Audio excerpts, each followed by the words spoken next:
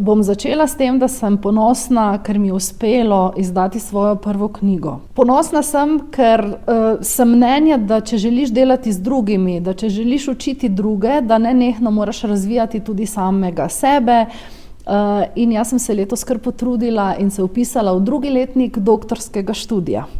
To je to, kar je recimo nekega mojega osebnega razvoja ali pa dela recimo sami na sebi.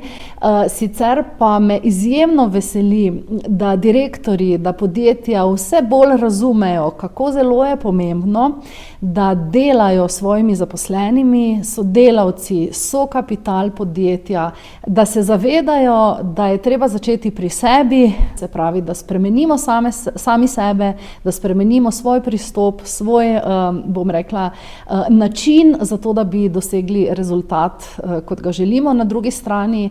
In moram reči, da smo v našem podjetju Evra v letošnjem letu z veliko posamezniki delali individualno, jih podpirali na njihovi poti njihovega osebnega razvoja in še več podjetij skupinsko.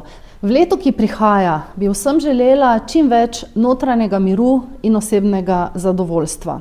Sicer pa, kot pišem v knjigi in s katero želim na nek način vse povabiti, da delajo na sebi, da začutijo v sebi igrivost, da začutijo v sebi, kako zelo so lahko samozavestni, tako kot to delajo mačke, če govorimo o poslovni modrosti po mačje. Kako mačke znajo super postavljati meje, pa tudi nam ne bi škodilo, če kdaj postavimo kakšno mejo, da bomo čustveno mirni, čustveno stabilni, skratka, da bomo uresničili čim več tistih skritih želja, pa da bomo ob tem širili dobro in delali trajnostno, ne samo zase, ampak tudi za druge.